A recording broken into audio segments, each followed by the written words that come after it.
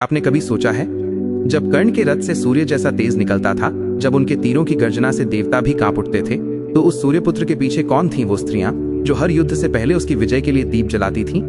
वो स्त्रियां जिनका नाम इतिहास की पंक्तियों में कहीं खो गया, पर जिन्होंने अपने जीवन का हर क्षण दानवीर कर्ण के लिए समर्पित कर दिया।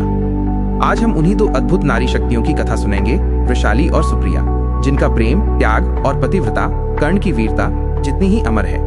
अंगदेश के स्वर्ण सिंहासन पर बैठे थे सूर्यपुत्र कर्ण, एक ऐसा योद्धा जो जन्म से नहीं कर्म से राजा बना था। उसकी पहली रानी थी वृषाली, दुर्योधन के सारथी सत्यसेन की बहन। वृषाली न केवल रूप में सुंदर थीं, बल्कि स्वभाव में अत्यंत शांत, सहनशील और धर्मनिष्ठ भी थीं। कर्ण जब भी युद्ध भूमि में उतरते, वृषाली मौन होकर उनके लिए प्रार्थना करती, हे सूर्यदेव, मेरे पति के तेज को कभी म्लान मत होने देना। वृषाली से कर्ण को 3 पुत्र हुए, वृषसेन, सुषेण और वृषकेतु। युद्ध में जब वृषसेन मारे गए तो कहा जाता है उस क्षण वृषाली के आंसू भी रुक गए, क्योंकि उन्होंने पति के साथ धर्म के लिए त्याग को स्वीकार किया। और जब कर्ण का शव रणभूमि में गिरा तो वृषाली ने बिना विलंब किए स्वयं उसकी चिता में प्रवेश कर लिया। वो इतिहास की उन विरल स्त्रियों में थीं, जिन्होंने सहधर्मिणी शब्द को जीवन से सिद्ध किया। फिर आती हैं सुप्रिया, भानुमति की प्रिय सखी और सौंदर्य की प्रतिमूर्ति। सुप्रिया का हृदय कर्ण की उदारता से प्रभावित हुआ और विवाह के बाद वो भी अंगराज की रानी बनी।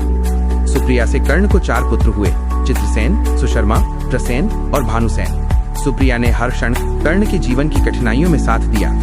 जब समाज ने उन्हें सूतपुत्र कहकर ठुकराया, तब सुप्रिया ही वो शक्ति थी जिन्होंने कहा, आपका जन्म नहीं, आपके कर्म आपकी पहचान है। कुछ मान्यताओं में कहा गया है कि सुप्रिया को पद्मावती और पुनर्वी नाम से भी जाना गया, पर हर नाम में एक ही अर्थ था, त्याग की देवी, जिसने कर्ण के साथ रहकर उसके जीवन की हर अग्नि परीक्षा साझा की। 2 रानियां, एक ने पति की मृत्यु पर स्वयं अग्नि में प्रवेश किया, दूसरी ने अपने आंसुओं से इतिहास को अमर कर दिया। वृषाली और सुप्रिया, 2 नाम जो शायद महाभारत के ग्रंथों में दब गए, पर हर उस नारी के हृदय में जीवित हैं जो अपने प्रेम, व्रत और धर्म के लिए सब कुछ न्योछावर कर देती है।